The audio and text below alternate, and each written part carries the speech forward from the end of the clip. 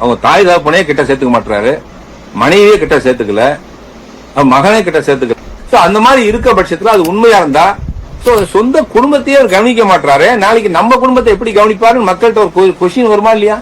மகனுக்கு தாம்பத்திய வாழ்க்கையே செய்ய முடியாது, அவனுக்கு அவ்வளவு குறைபாடு இருக்குன்னு தெரிஞ்சும் ஒரு குடும்பத்தை சோழிய முடிச்ச பரதேசி இன்னொரு குடும்பத்தை, அது எங்க தலைவரை பத்தி பேச வந்திருக்கு. கொஞ்சமாவது அறிவு இருந்தா நீ பேசுவியா? ஏன் எங்க தலைவரோட அப்பா அம்மாவும் பதவி வைக்கிற அன்னைக்கு வரல? இப்ப எங்க சோபா அம்மா எங்க பங்கன் வச்சாலும் தலைவர் பங்கனுக்கு போயிடுறாங்களே, அது உனக்கு தெரியல? நீ பேச வந்துட்டா. சினிமால சம்பாதிக்கிறது காணாது, சீக்கிரம் கோடீஸ்வரன் ஆகணும்னு சொல்லிட்டு அரசியலுக்கு வந்து, அதுவும் இந்த திருட்டு திமுகவோட சேர்ந்து மக்கள் வரி பணத்துல ஊழல் பண்ணி கோடி கோடியா சம்பாதிச்ச பணத்தை இந்தியாவில் முதலீடு பண்ணா இந்திய அரசாங்கம் என்னைக்குனாலும் பறிமுதல் பண்ணி நம்மளை ஜெயில போட்டுருவாங்கன்னு பயந்து அதை கொண்டு அமெரிக்காவில் முதலீடு பண்ணி குடும்பத்தோட இந்தியாவை விட்டு அமெரிக்காவுக்கு பயந்து ஓடின பரதேசி நீ எங்க தலைவரை பத்தி பேசுற? உனக்கு என்ன யோக்கியதை இருக்கு? ஒரு குடும்பத்தை நீ கெடுத்து வச்சிருக்கிய, அது உனக்கு தெரியுமா?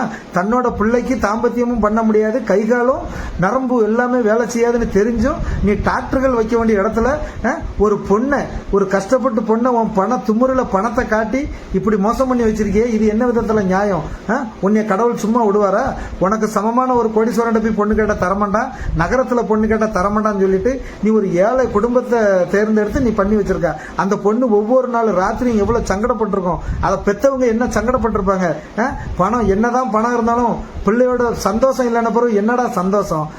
எவ்வளவு பெரிய பாவத்தை நீ பண்ணி வச்சுக்கிட்டு நீ எங்க தலைவர் குடும்பத்தை பத்தி பேசுற? அவங்க எல்லாம் நல்லா தான்டா இருக்காங்க. முதல்ல ஒண்ணு புரிஞ்சுக்கடா, குடும்பம் வேற, அரசியல் வேற. திமுகவுக்கு சொம்பு தூக்குறதுக்காக வேண்டி எங்க தலைவரை குறைய பேசுறதா? உனக்கு என்ன யோக்கியம் இருக்கு எங்க தலைவரை குறை பண்ணி பேசுறதுக்கு? அறிவு இருக்கா உனக்கு கொஞ்சமாவது?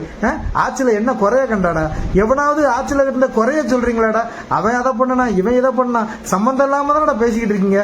ஏன்னா ஆட்சியில குறைய காண முடியல, ஆட்சியில குறை சொல்ல முடியல, அதனால பிதற்றிக்கிட்டு இருக்கீங்க. இந்தியாவில் இருக்கிற தமிழ்நாட்டில் தான் திமுக காரன் கெருக்கு பிடிச்ச வரையினா, இது அமெரிக்கா வர போயிருக்குன்னா எங்க தலைவருக்கு எவ்வளவு பெருமை, எங்க தலைவரோட பேரும் புகழும் கண்டம் தாண்டி கண்டம் வந்திருக்குன்னா எங்களுக்கு சந்தோஷம் தானே. இதை வெளியே தெரியப்படுத்தினதுக்கு ரொம்ப நன்றி மிஸ்டர் நெப்போலியன். இங்க சத்யராஜன் ஒரு கிருக்கையும் அழுதுட்டலை தான், அமெரிக்காவில் நெப்போலியன் ஒரு கிருக்கையும் அழுதுட்டலை தான். இது எல்லாமே எங்களுக்கு கிடைச்ச வெற்றி, தமிழக மக்களுக்கும் எங்க தலைவர் விஜய் அவர்களுக்கும் கிடைச்ச வெற்றி. பத்திரிகையாளர்கிட்ட பேட்டி கொடுத்து பரதேசம் போயிடாதீங்க.